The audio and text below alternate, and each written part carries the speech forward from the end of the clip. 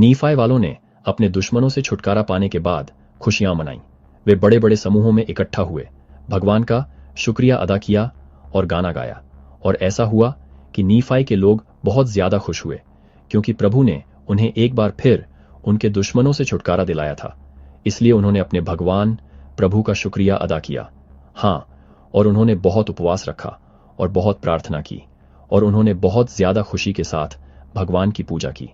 अल्मा अपने बेटे हीलमन के साथ, क्या तुम उन शब्दों पर विश्वास करते हो जो मैंने तुमसे उन अभिलेखों के बारे में कहे थे जो रखे गए हैं? हाँ, मुझे विश्वास है। क्या तुम यीशु मसीह पर विश्वास करते हो जो आएगा? हाँ, मैं उन सभी शब्दों पर विश्वास करता हूं जो तुमने कहे हैं। तुम धन्य हो और प्रभु इस देश में तुम्हें समृद्ध करेगा। अल्मा ने अपनी भविष्यवाणी शुरू की। उसकी आवाज में गंभीरता और महत्व झलक रहा था। लेकिन देखो, मुझे तुम्हें कुछ भविष्यवाणी करनी है, लेकिन मैं तुम्हें जो भविष्यवाणी करता हूं उसे तुम प्रकट नहीं करोगे। हाँ, मैं तुम्हें जो भविष्यवाणी करता हूं उसे प्रकट नहीं किया जाएगा जब तक कि भविष्यवाणी पूरी न हो जाए।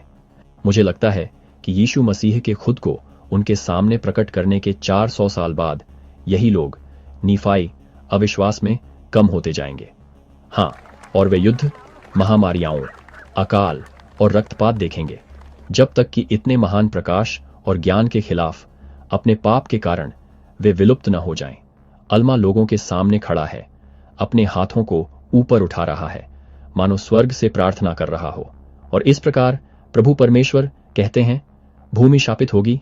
हाँ, यह भूमि हर राष्ट्र, जाति, भाषा और लोगों के लिए, विनाश के लिए जो दुष्टता करते हैं, जब वे पूरी तरह से पके होते हैं।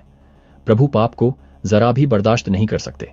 और ऐसा हुआ कि अल्मा जरा हेमला देश से चला गया, और यह कहा गया कि उसे आत्मा द्वारा ऊपर उठा लिया गया था, या प्रभु के हाथ से दफनाया गया था, जैसे मूसा को।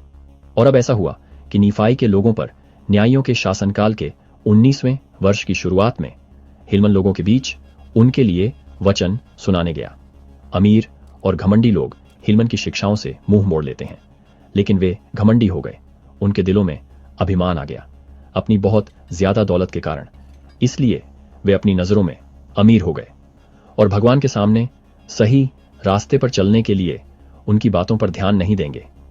और अब अल्मा और उसके बेटों और उनकी शिक्षाओं का अभिलेख जारी रहेगा, क्योंकि भगवान का काम एक पीढ़ी के साथ नहीं रुकता,